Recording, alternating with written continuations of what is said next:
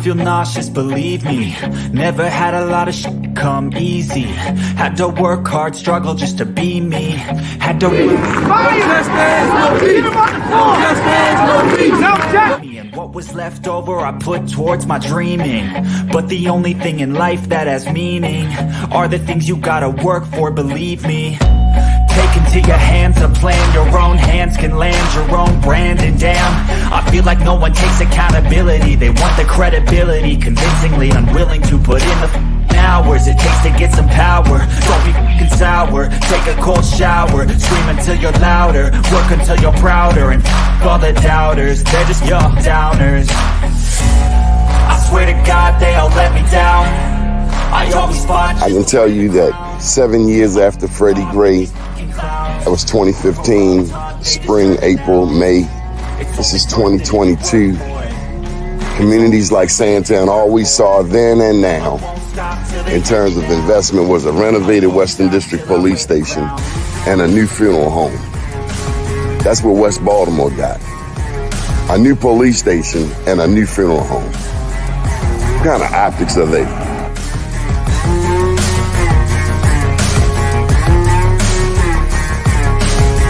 Was Freddie Gray any different than 1968 Baltimore riots? Dr. King's passing, killing, murder? This is the same?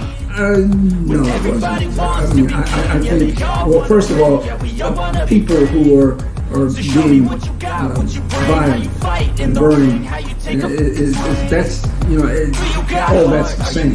But the point is what was the cause and what were they attempting to register? I always fought just to wear the crown. I'm off at these fucking clowns. I love you. They deserve an ounce. It's got next. And I'll be quiet. It's only worth it if you work for it. I won't stop till they hear me now.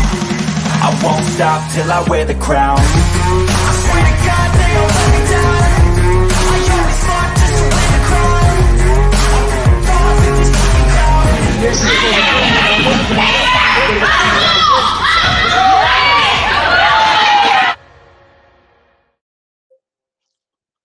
First name's Donnie, last name's Glover. In it to win it for the long haul, baby. All right. So we're here. Got the party started. We want to say happy day to you. I hope that you are thankful every day, not just today. We're in the fall harvest, celebrated across the world. In the fall, you know, did all of the planting through the summer, and we do in the harvest. That's what traditionally happens this time of year. And in this country, it's come to be known as Thanksgiving, although I don't think you can say happy Thanksgiving to indigenous peoples, because they don't find it all that damn happy at all. But time has passed, some wounds have been healed, and this is the time of the year that we get together with family. We've lost so many people. I don't know about you, but I've lost a lot of people.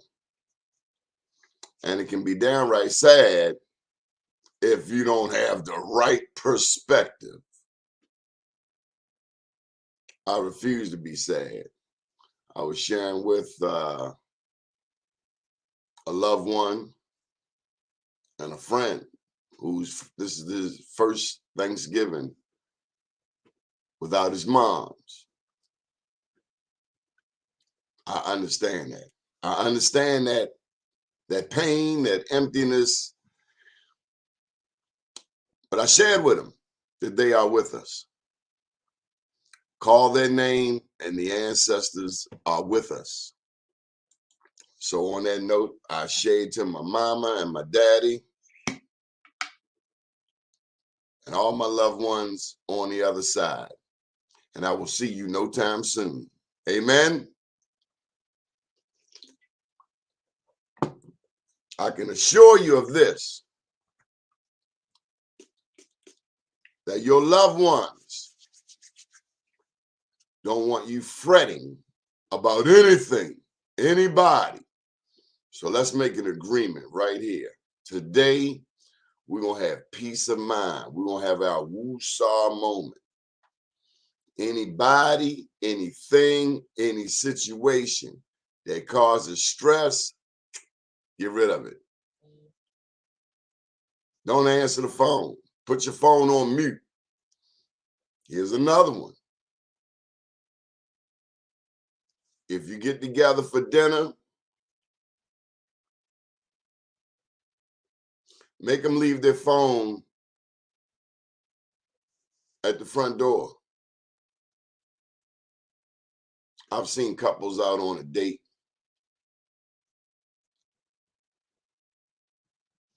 And they both down in their phone like this. Well, what was the point in going on a date if we're going to be doing this the whole time? That's not a date. Put your damn phone down. How are we going to enjoy each other if we both in our phone? You can't. Leave the phone. Put the phone down. You ain't missing nothing. Same text from the same people with the same stuff. New rule. New rule. New rule. This is for black people, white people, everybody across the board. Do not, you know what I'm going to say, do not finish the statement. Y'all finish it. Y'all know what I'm saying. Do not send a group text. Don't send me no damn group text with 20 people, whether I know them or not.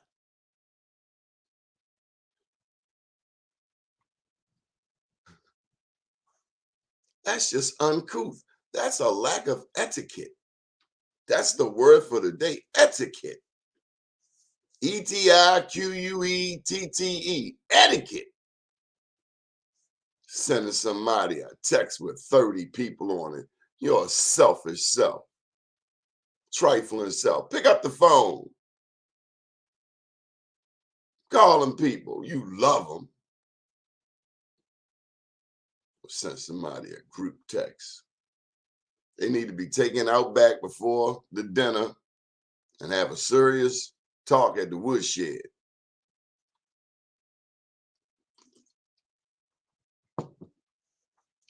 Enjoy your family. Check on your loved ones. I got some seniors I got to check on today.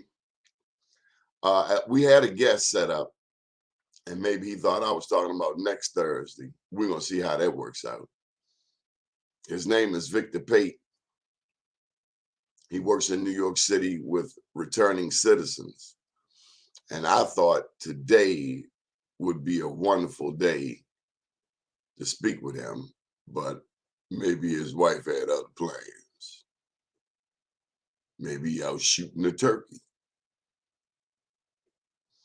But nonetheless, America has 5% of the world's population, but we have 25% of the inmates, and half of those inmates are black. Black women are the fastest growing demographic. So for instance, here in the state of Maryland, as we getting our first black governor ever. Now, we cannot expect this man to reverse 300, 400 years of what's been happening. Can't do that in 48 years. But we can start making some strides. Mass incarceration is a major demon in the black community. It is a pebble in our shoe. It's a thorn in our side. It keeps us from prospering as a community because we keep getting locked up. We don't make guns, but guns are all around us, such that half of the murder victims in America are black. This woman told me once over at Johns Hopkins, a student, I now understand where she got her logic, but she said to me that most of the crimes in this country are committed by black people. Number one, it depends on what you call a crime. Because Donald Trump, if he is not a criminal, then I'll kiss your butt on the corner of Baltimore and Charles, and that's the center of town. He is a criminal. More than that, he's a traitor. Colluding with Russia? How far y'all want to go with this privilege thing? I'm just curious. How far do you really want to go with this privilege thing? Because if you're okay with it, cool. But when it comes back around to bite you in the butt, know that you were warned. And when it do come bite you in the butt, don't cry. Take it. Take it like a man. Donald Trump called a mob and his own vice president almost got hurt. That doesn't sound like somebody I would like to go anywhere with for anything. Donald Trump is the biggest piece of you know what in the Western Hemisphere. Now, Fox News, all day, every day, they talk about Marilyn Mosby. They talk about the squeegee kids. What they don't talk about is Donald Trump and how he's a traitor. And he has betrayed this country. He has misled, ill-informed people, like those who felt it necessary to scale the walls of the Capitol. But Fox don't ever talk about Donald Trump. They talk about the squeegee kids all day long. Does that seem racist to you? Fox went on and used our colors, our African liberation colors, and got black people to vote for term limits like it's benefiting us. I tried to tell these people, Professor Larry Gibson tried to tell the people, term limits, the legislation, question K, pushed by Fox, is not to our benefit. I don't care how sweet it looks, how good it sounds. And the only black people who are pushing it are black people who have never won an election. Check the facts. So you go get some losers to push legislation about winners?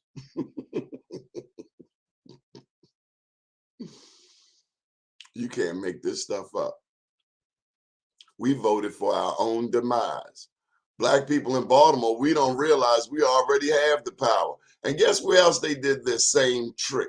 Prince George's County. And when did they do it? When they had a white county executive? No, they did it when they had Wayne Carey, the first black county executive. Now, all of a sudden, people want term limits. See, when black people get in position, then they start talking about term limits. But we fell for the okie doke because we listened to people who ain't never won an election tell us what we should be voting for in an election. Pay attention. Check the facts. If I'm lying, I'm dying and I ain't trying.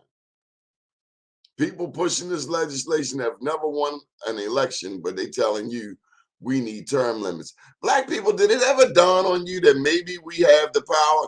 Now they say, well, okay, well, if they are so good, then what have they done? Okay, maybe you need to read the Glover report. I wrote an editorial about Brandon Scott, Governor-elect Westmore, and State's Attorney-elect Ivan Bates, that they are only as good as we make them. So if you don't like what's going on in the city of Baltimore, get involved. Reach out to the mayor. Reach out to your city council person. Get involved. See what you can do to make a difference. The election is over. There's no need fighting over a lost election. That thing is over. Hey, Richard Ware, good morning to you. We have to make the mayor, the governor, the state's attorney, they are only as good as we make them. That means we got to call them. We have to engage with them. We have to be involved with them. Yeah, Donald Trump, ignorant boo-boo. Yep. That's who Fox ought to be talking about, but Fox will never talk about them. Why can't they talk about them? They talk about the squeegee kids. The squeegee kids are absolutely irrelevant. And if you don't like what the squeegee kids doing, then keep your window rolled up and move on. Ain't nobody making you give nothing to them. Keep your window rolled up. They put some Soap on your window, hit the water thing, make it come up scratch and pull off. And don't get out your car. Don't get out your car. Don't get out your car. Nobody has to get out your car. Stay in your car and pull off. I'm betting if you keep your mouth shut, it's just like it's like a tax. You know how they got a plastic bag tax in the city of Baltimore? You go to the supermarket, go to the dollar store, and you got to take your own bags because they don't have any bags because now bags are too expensive. I'm up Mondawmin. Plastic bags messed up my relationship with my favorite sub shop up Mondawmin. Man, after I ate half my sandwich, I said, can I get a bag to take it to go? He said, that's 5 cents. Well, I didn't have any cash or I only had a credit card. So I only had 5 cents. And we got into an argument over 5 cents. I done spent $13, damn near $14 on a sub, and you ain't got a nickel bag? Do tell. You don't need to be in business, sir. But it started with the city, with the city council. So the city council fires back, and now they want to get a pension after 8 years. That does make you wonder, well, damn. Make me want to run for office. Do 8 years and get a pension for the rest of your life? Sounds like the good life. But the city council is relatively weak in Baltimore, the way the system is set up. It's a strong mayoral system. And everybody wants to be mayor. For the people that want to be mayor, are you qualified? Do you actually have a plan? What have you done in your current position? Have you brought any economic development to your district? Have you helped the businesses who are already there? Have you helped those business owners? Do you know those business owners? Everybody want to run for office. But after they get there, we find that they spend more time on Twitter and Facebook than they do actually doing a damn job. To my millennials, I love you. But y'all on social media too damn much. Do some damn work. If you're doing work, you ain't got time to do no social media. That should be secondary, tertiary, not how many likes you get. How about how many doors did you knock on? How many people you served? Everybody want to be, and then we got this VIP mentality. Like, I'm a VIP. Ain't no damn VIPs. Nothing makes me sicker than go to a black person event. They got all these VIPs. Ain't no damn VIP. Our city's on fire. What's VIP about you? Are you Big Daddy? But everybody want to be famous. Everybody want to be important. Some people still suffering from low self-esteem from the 11th grade. Amen.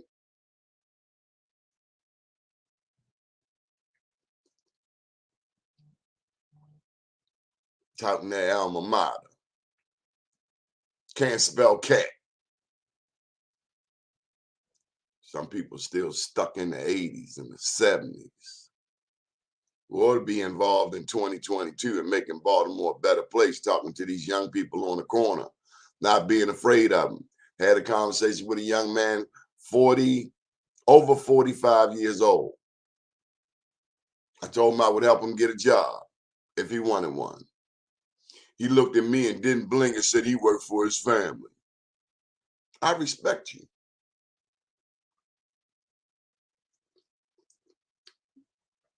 I guess the family business is selling dope. There you go. I knew he was going to show up. I knew he was going to show up.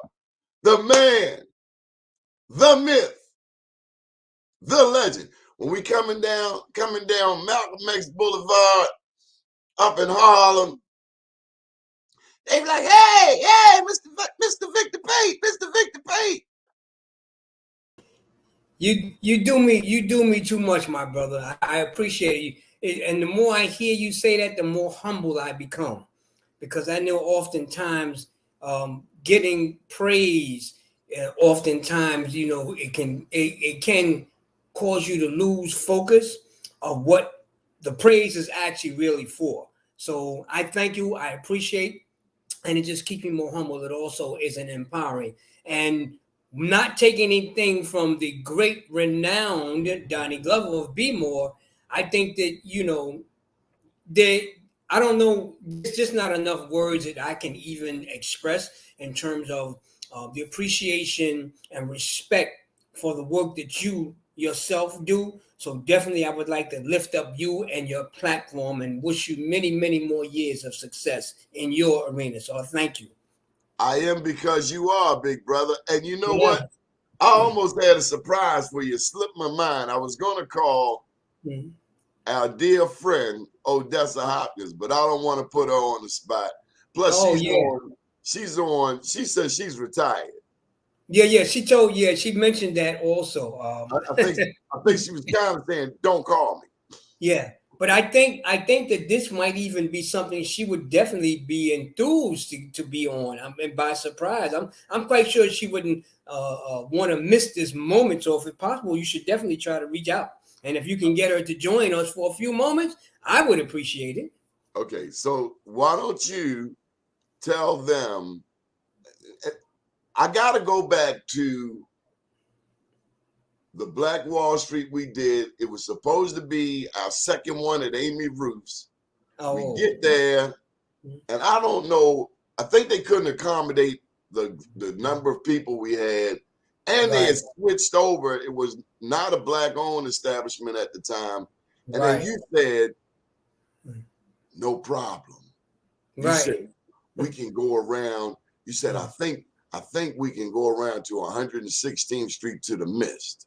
Right. I remember that. And I think that was the one. Was that the one with the brother from Rikers who built the library on Rikers Island? That is correct. Yes, he was one of the honorees. That is correct. Yeah. Tell him about that, brother, man. Well, I guess, and not because of me alone, but because of the networks that I guess I'm affiliated with. It came to mind because actually the Mist was one of the venue places that I was honored at some years prior through another network. Her name is Shanice, right? And she does a lot of work. She's still a phenomenal woman in her own right. Anyway, we did an event at the Mist, and it was an honor event in which myself and a few others got honored at. And we had a good time, made the networks and yada yada yada. So I think there was a few more events at the Mist that I had attended. So I kind of sort of like knew the people who had decision-making abilities, and I reached out and networked with them, and this is all in one day because we were scrambling trying to find out where we were going, right?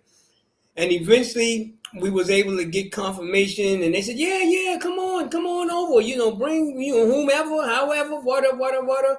And we were successful in securing that venue space for that time, and I think it went as well as it would have went even if it was planned, although it was unplanned. So it was better than what we expected, and it was a beautiful venue. Yeah, but I got our sister. I got our big sister with us, Odessa Hopkins. She's on the line. Oh wow! Peace and greetings, my sister. How are you? I am wonderful. How's my guy doing? How are you, my lifelong friend? Oh yeah. It's so good to hear your voice and everything like that. There, and you. I understand you are now pickleball queen down there. Yeah, she's the pickleball queen. Absolutely. Yes, retired, moved down south, and pickleballing our way into good health and long life. Oh, I'm so happy. We go way back further than pickleball. I mean, I think I met Victor when I was 11 years old. Yeah, it was about. I think we was all about in our younger ages. I'm not going to say how old I was at that time, but it was around about that time. We was listen. Hey, we were still playing in the schoolyard at that time. That's right. That's right. Yeah, playing in the schoolyard, a little too grown for our ages, but Yeah. that was the way of life back then. So that's why I'm so thankful that we're all survived and doing well. But I'm so proud of you and everything that you are doing, and you and Donnie, which make an absolutely phenomenally spiritual based relationship and friendship. And I'm just proud of you both. That's all I wanted to say, and happy Thanksgiving. Thank you, sister. So good Love to you hear all. you. Blessing to you and Love your you family, too. your husband, and everything. And enjoy the rest of the Thanksgiving. Thanks, Vic. Love you. Thank you. Now Well, that really, we blessed now, man. We yeah, blessed. We didn't talk to the queen, man. That yeah, lady, heart of gold. And let me tell you, mhm, if she your friend, you're blessed, and that's right. count your blessings. And that's for life, my brother. Unfortunately, over this past weekend, we buried one of our colleagues that we grew up with. She also knows her. Had a long fight with cancer, and eventually she succumbed to that. But then when you speak about the blessings, my brother, and I'm quite sure you can chime in on this part here, is that we oftentimes we look over in life in retrospect, things that we have done, things that we have been involved in, and the things that we are still allowed to continue to be involved in. And when you talk about blessings and gratefulness and humbleness, I think that I definitely can amen to that, because believe me, I remember they told me you're not going to live to be 18 years old because of the lifestyle I led at an early age before I became 18. And they told me you're not going to live to be 18 years old. But God fooled them. And here I am. And here I stand. Why do you serve, Mr. Vic? Why do you serve? You could retire. You could move on. You could do something else. Why do you serve the brothers and sisters returning? Because my people are not free. And until my people are free, I cannot be free. I cannot let my brothers and sisters suffer in these prisons and jails. And I'm going to say something really quickly, right? I went back in last week. We did a prison visit because we do occasional visits and monitoring and oversight, and especially because of the whole solitary bill that got passed in 2021, we have to do oversight and monitoring, make sure they're doing what they're supposed. Long story short, I went to a maximum security prison in upstate New York. That is the first time I've been back inside a maximum security prison in over 25 years.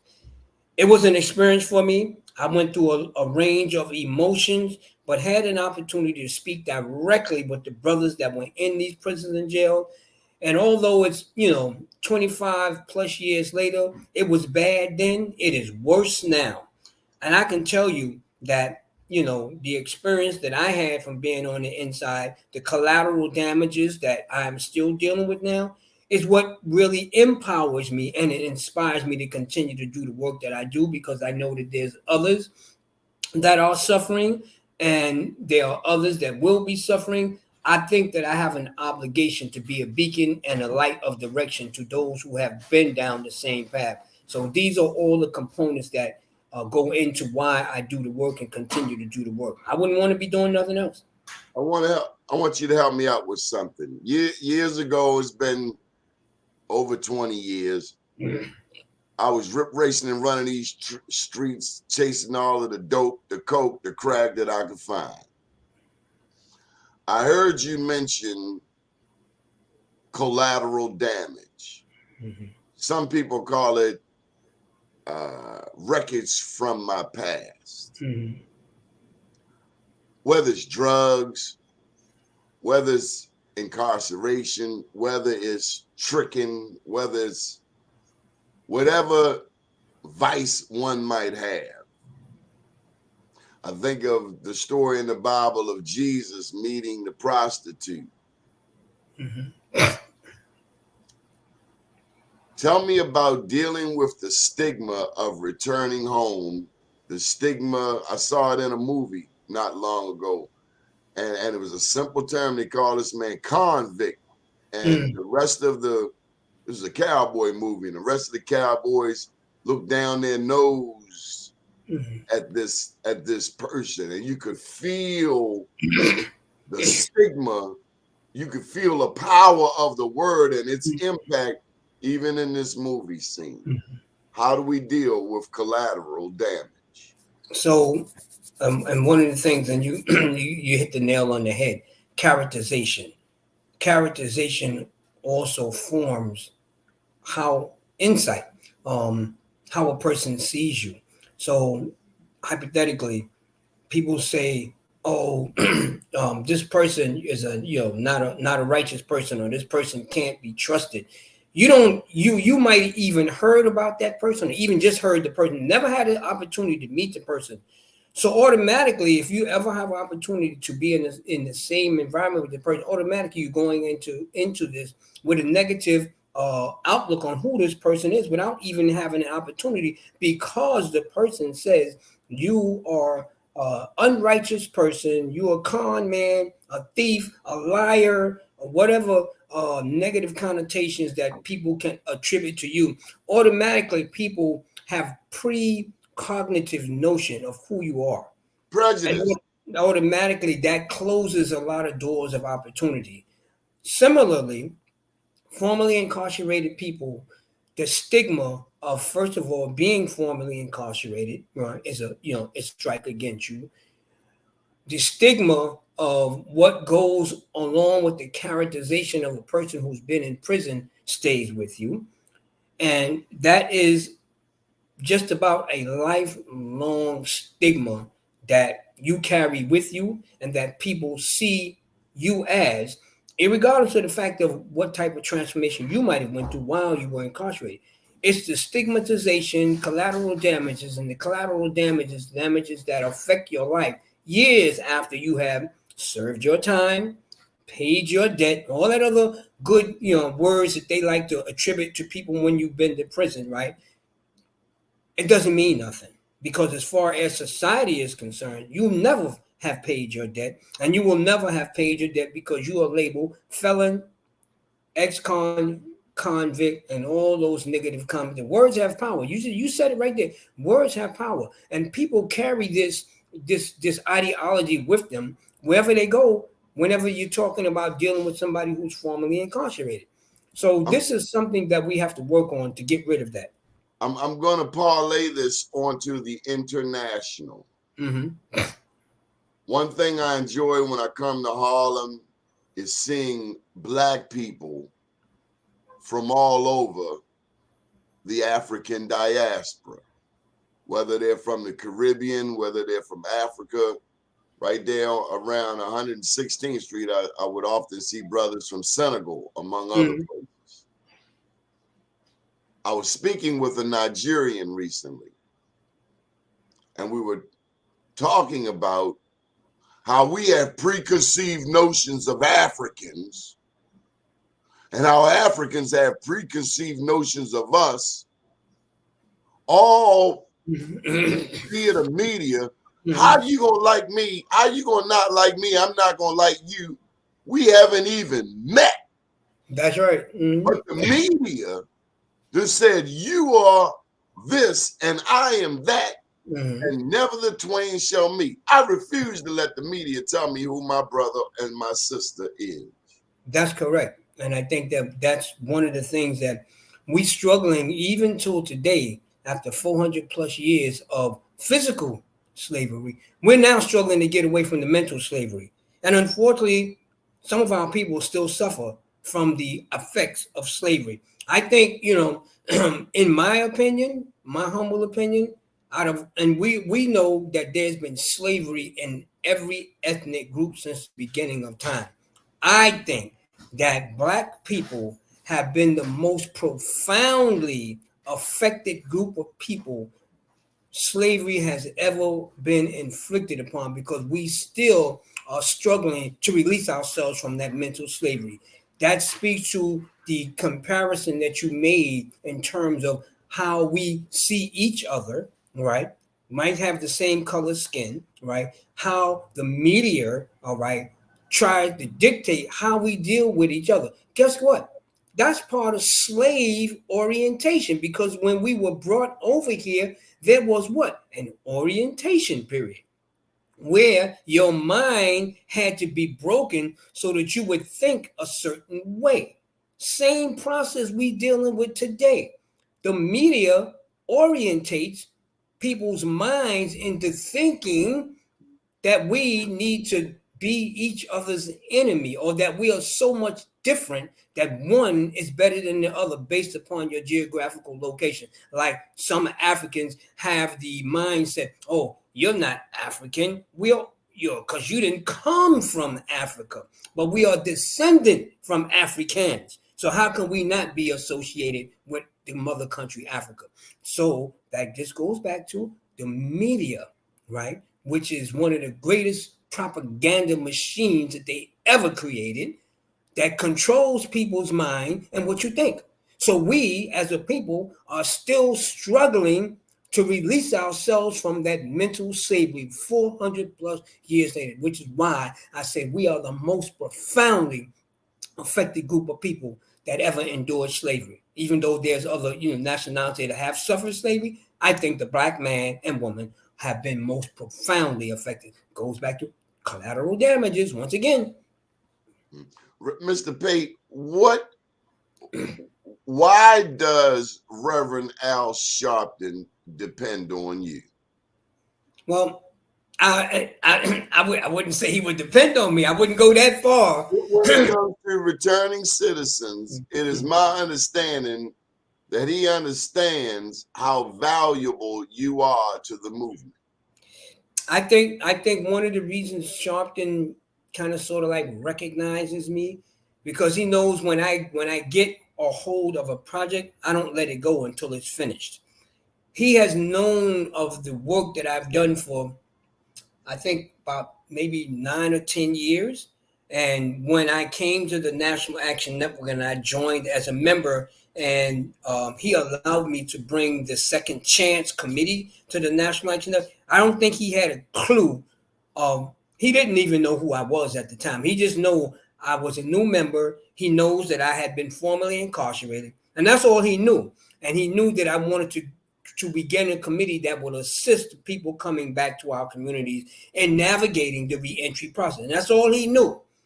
I think he began to really see how serious I was when he found out, like, most of the people at the National Action Network, like a lot of places they would go and they would be, and people would mention my name.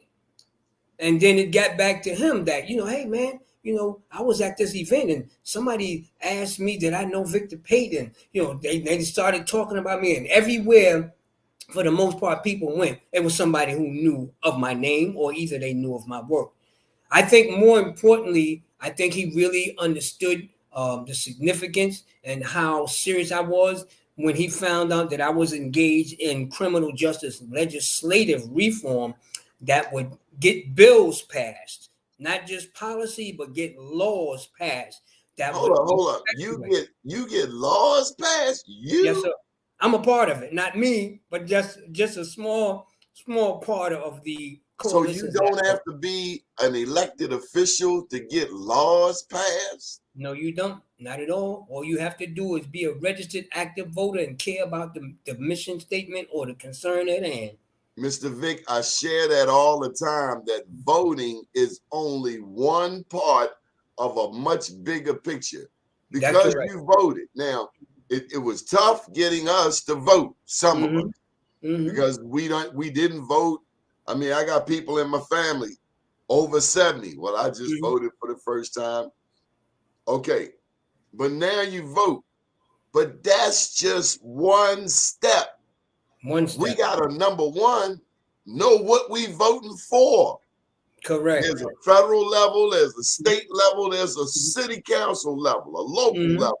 3 different levels.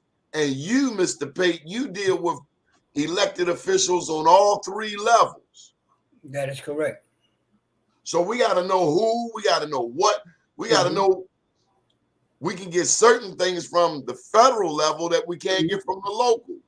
That's and vice versa. So we got to know our 2 U.S. senators. Every state has 2. That's right. We got to know our state senator, our state delegates. We got to know our city council person. That's right. We need their phone number. We need to contribute $20, $50, $100 to the campaign. That's right. And we need to go to their office and visit. Yes, that's a part of. It's more than just voting. Of course. People will call you up, Mr. Vic. I know they do. Mr. Vic, how do I get in touch with council person so-and-so? And it's nothing that they can't do. They can pick up the phone just like you picked up the phone. That's correct. And how do we get more engaged? How do we become more aware? I think that we have to use this medium that we have access to, as they say, the modern age of technology. I mean, there's all types of information out there, you know, technological wise. But also, I think that it is incumbent upon those of us that are in the know, that are knowledgeable of the machinations of the machine and how it operates, to teach to others what this system is, how the system operates, but more importantly, how they can empower themselves and have a hand in change. And I think that, you know, at least from the marginalized communities, disenfranchised communities, right, that we need to hold the type of conversations that you're talking about, that you and I are talking about. Education, engagement, and empowerment. Those are important too, but you also have to, I guess, explain how this affects people's lives. I told somebody the other day, because, you know, as you know, I go into Rikers Island monthly to register people that are pretrial detainees who do have the right to vote by absentee ballot. And we do, I guess you could say, an impromptu educational piece while we're there. One question I always get: why do I need to vote? Right? My pushback to those people who give me that type of conversation: oh, how did you get here? And why are you here? And they look at me like kind of dumbfounded. What you talking about, man? Oh, what do you mean how I get here? I say, I'm asking you a question. How did you get here? I got arrested. Oh, you did. How did you get arrested? And why did you get arrested? Oh, because they say, because, you know, they ain't going to confess, because they say I did such and such. Who said that? Well, such and such, such. Oh, somebody said that you did this. And as a result of what somebody said, that's why you got arrested? No, well, it was a little bit more. I said, well, tell me a little bit more. Where I'm going with this here, what I usually wind up saying to them: you got here and you are continuing to be held here because somebody made a law, and that somebody who made that law was elected by the people who are registered voters to represent them in some level of the legislature. And as a result of that person that is a representative, they came up with laws that made it legal for them to arrest you for what they say is illegal. So guess what? By and large, you got here because of a vote. That's how you got here. And you are continuously being held by a vote. That's why you should vote. And they look at me and they just shake their head and walk away. Sometimes I'm successful in changing their mind. Sometimes I'm not. But that is usually especially for those of them that's incarcerated, where we do the voter registration and the absentee ballot registration. And they are naysayers against voting, and they don't see why it's important for them to vote. They don't have no interest in voting. Oftentimes, when I paint that small picture for them and I explain to them that by the vote, you still here. That's why you here, because somebody voted for a law that made it legal for them to arrest you for what they say is illegal. Not because you deserve to be here, but somebody voted for that law. That's why you here, by a vote. I'm not trying to get political, but have you been following the fight in Georgia between Raphael Warnock and Herschel Walker? I know you were in Georgia recently doing some advocacy work. You were getting people registered to vote. I mean, you were a part of that You are a part of that fight. All the way from New York, you down in Georgia with your soldiers trying to get people registered to vote. Tell me about Georgia. So, I mean, when you think about Georgia, I think that it's sad for me. It's heartbreaking because of the historical piece of the South and Georgia, and what I consider they were the core of the civil part of the states that was the core of the civil rights movement. The North didn't come along until later. That's why everybody made a beeline for the North. Mm-hmm. But when I think about the historical piece that goes along with Georgia and what they have gone through transformatively, through the civil rights, through slavery, through emancipation, and all of that stuff there, you would think that they would be one of the strongest states politically where people were engaged in the civic process, and they are not. I mean, they are not, and that's the bad part about it, is that they shouldn't even. What's happening between Warnock and Herschel is a shame. It even shouldn't be there. Man, Warnock should have been in there a long time ago. When I went to school in Atlanta, I learned that Georgia was 49th in public education. Mm-hmm. Georgia was 49th in public education. Also, Georgia had the largest number of slaves. Mm-hmm.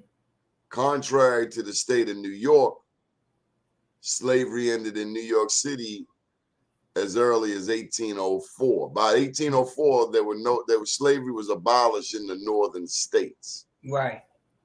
I think public education has a lot to do with it. Mm-hmm. It does. I think history has a lot to do with it. I mean, Georgia, Maryland, New York, we're still in the same boat. That's right. Whether you got free 40 years earlier or 40 years later, the fight is real. It is. So, fight for slavery. It's freeing the minds from slavery. One important thing that we have to touch before we close out is the language. One thing I have learned from you, and I always want to get better, is working on the language I use. Returning citizens is one of our 5 agenda items at Be More News, and has been for the past 20 years, because I live in Baltimore and half my people locked up. Mm-hmm. Help me reframe my language surrounding returning citizens. What can I say? What shouldn't I say? So, of course, you always want to try to refrain from using any negative or dehumanizing language that refers to a person that's incarcerated or either formerly incarcerated, because I think it's a continuum of the narrative of dehumanization that is often associated with a person that's incarcerated. So because you have a number, take away your name, just like in slavery, take away your name, give you a number, right?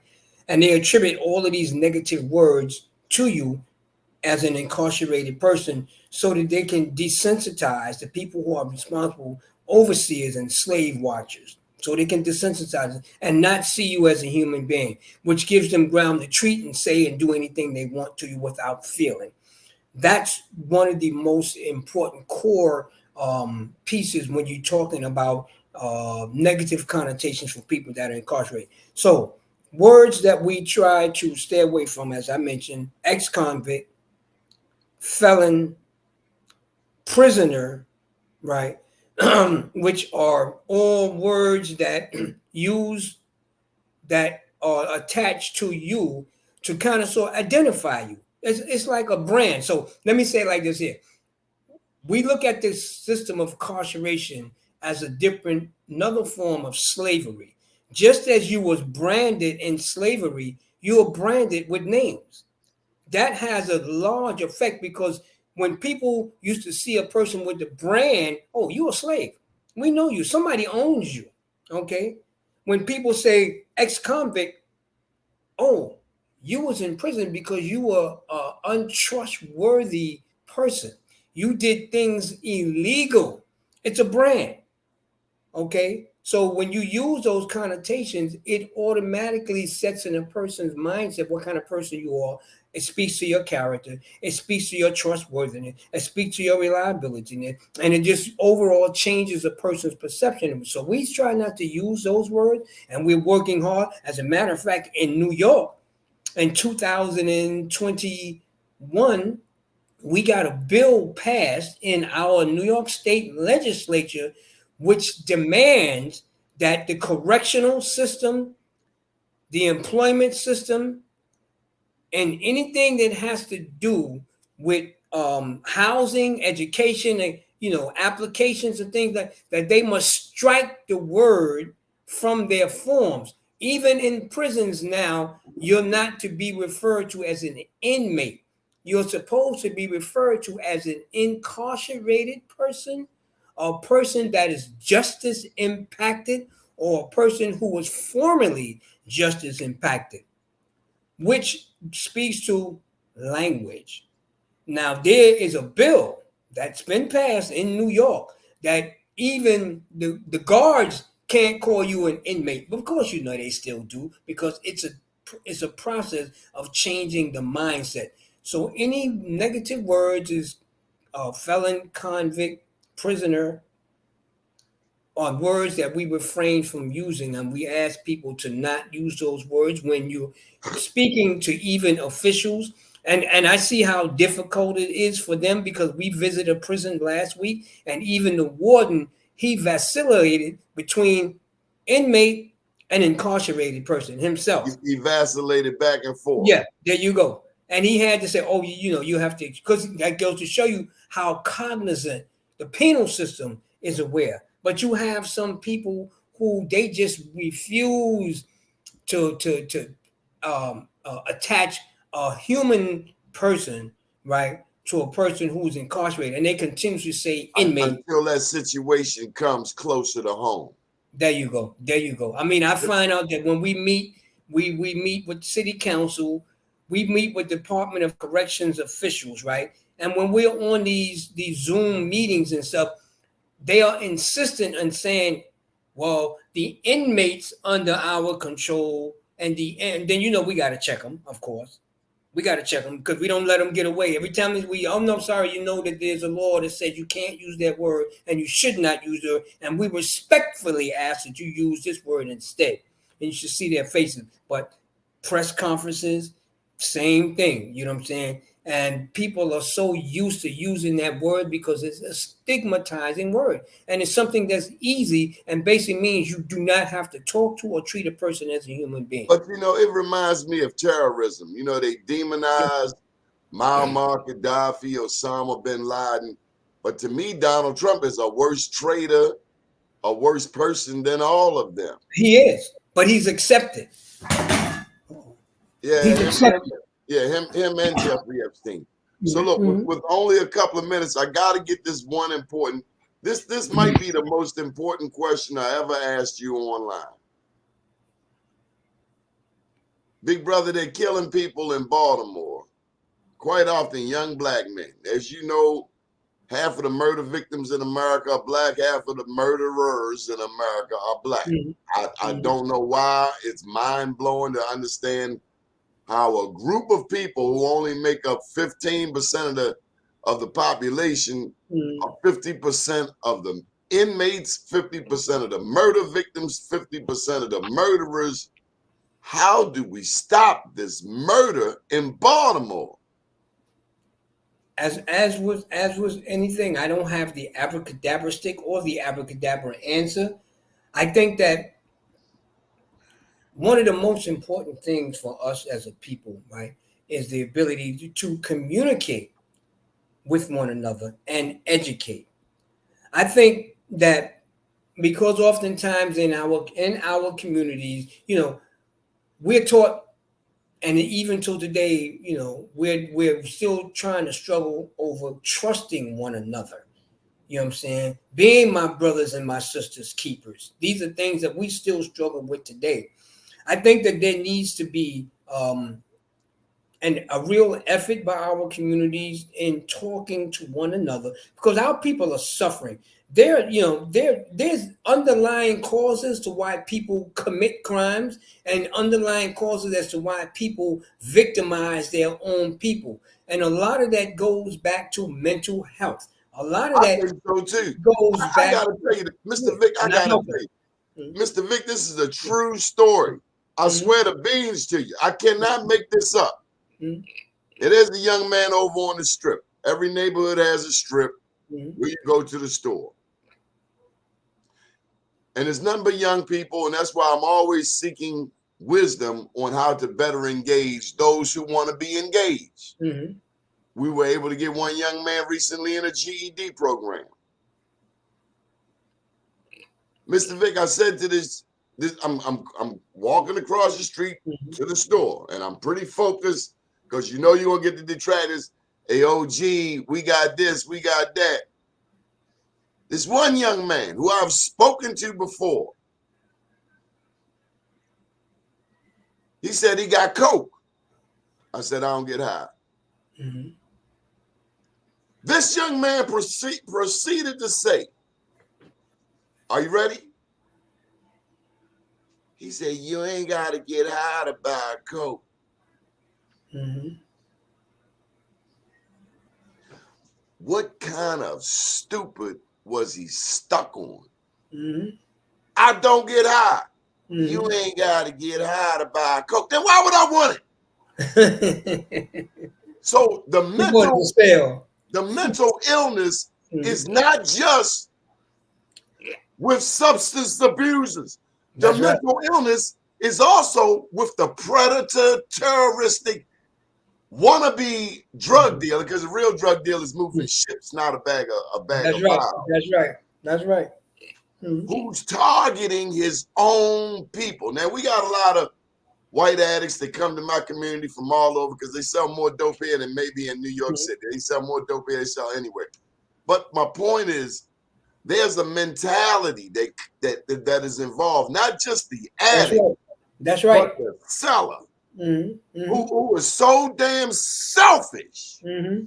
He don't care who he got to step on or she. That's right.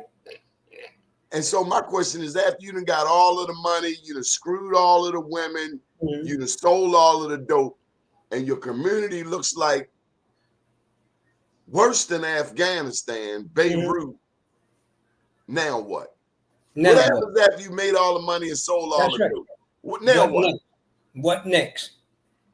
And then to me, even to expand on that further, what have you done for your community to enhance or improve your community? However, looking further down the line, what are they going to say about you when you have to answer that eventual call that we all have to answer, that place that we're all headed when it's all over? What are they going to say about you? What did you do with the life that you were given? What did you do with this responsibility of helping, educating, and guiding you? What did you do with your life? Because that's the eventuality for all of us. We're going to be judged on what did we do with our lives. So all of the money, all of the cars, all of the bling bling, all of the women will be to naught at the end of the day. And that's something that's going to be the eventuality. And that's one thing, if we got nothing else in common, we're going to be gone one day. What are we going to leave behind so that people will know that we were here? But more importantly, what are we going to leave so that others can step onto that platform and build upon that and help the community and help the society? What are we going to leave? That's important. I got to ask you this before I go. I know we're almost done. What made you go down this path? Was there an aha moment? Actually, I guess there was. And exactly when that aha moment came, my memory don't go back that exact point. But I think that I had to really take a look at where I was in my life, and looking at the surroundings that I was in at that time. And something said, man, shoot, every time you come here, it's prettier. It's prettier. It looks better. And they done added something, and they keeping it up, and painting and doing this stuff. But every time you come back here, you look in the mirror, you're looking older. And I said, I'm looking older, but the jail is looking newer. So while I was regressing, the jail was progressing. And one thing that really stuck out for me, that they always had a cell, they always had a prison uniform for you, they always had all the accessories that you needed, like you was in a hotel: towel, toothbrush, toothpaste, soap, all that good stuff that you need to be able to endure where you were at.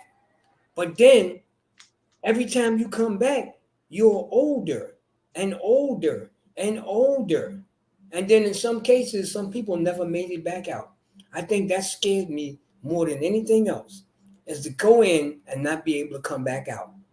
And I had to make a conscious decision at that point that in order for me to break that cycle, I had to change my mind. And I had to change my mind to the point that I had to be just as determined as I was committing crimes and doing what I was doing. I had to be 3 times as determined as to not to come back and to do everything in my power to change the miserable system. So I think that was my aha moment. When it came, I don't know, but it came. Mr. Vic, when I'm walking down the street with you in Harlem, you like 8 feet tall. And I'm only 5'2", right? People calling you from all over. It's an honor to know you. It's Likewise. A pleasure to work with you. I'm grateful for your friendship, grateful for Odessa, and grateful for the work that we do. Myself included, my brother. It's always an honor. Any space and place that we can share together and time together and build and educate our community, because like I say, you've been doing what you've been doing for a long, long, long time, and you're definitely a beacon of hope for our communities and our societies, and I just wish you many, many years of positive success. Always appreciate you. Miss Gwen Levy could not stop bragging about you. Well, she could not stop. Man, this lady goes on. You mentioned Mr. Victor to her. Oh my God. Get ready for about 20 minutes of commentary. 20 minutes. Yeah, matter of fact, that reminds me, I gotta reach out to her, because we kind of sort of we keep in touch, you know what I'm saying? But even more importantly, what I'm looking for, and I'm going to be talking with you, that forum that you created for all of us with the advocates in there, we need to do another one of these, update to see where we are, what we're doing, and just how we need to be able to sew things together. She said it was the greatest trip she'd ever been on. And I'm glad she was able to come. I enjoyed her and her friend that came with her. And I think that we need to do a little bit, more things like that there. And I'm looking to come down there to visit you too, brother, because we got to do something where I visit you in person and recognize and honor you and all the great work that you do. Because of course you say Donnie's name last time. I don't measure up to Donnie's name, but we got to do something. I'm your little brother, but I would like to visit the prisons with you. I would like to go to Rikers with you. Yeah, well, that's something we've been doing on a regular basis, and we'll continue until we are successful in getting some of the changes made. But I'm going next week, as a matter of fact, to do another round of voter registration education, and we're looking hopefully sometime in January to begin our voter education curriculum on Rikers Island. So stay tuned. How would you want people to get in touch with you, Mr. Vic? Two ways. My email, right? And it's Victor, like my first name, P as in Paul, T as in Thomas, 570@gmail.com, or by phone, 646-229-9869. And I have to say this all the time. I get a lot of calls from a lot of people, and sometimes I maybe not answer, but I won't know what you want unless you leave a message. So that's two important ways to get in touch with me. Yeah, you have to leave me a message, because sometimes I don't know who you are and your number is not going to come up with a name. But don't say I'm unreachable. There's a way to reach me, email and or phone or voicemail. Good deal. We love you, Mr. Vic. Have a I love you powerful too, day. brother. Call me if you need. Enjoy. Many blessings to you. Enjoy the day. Thank you so much. All right, brother. Be well. Yes, sir. All right. Well, that's all for the day, folks. My name's Donnie Glover. Hug somebody. Me, myself, I got to do some cleaning up before I go get out this door. I got some cleaning up to do.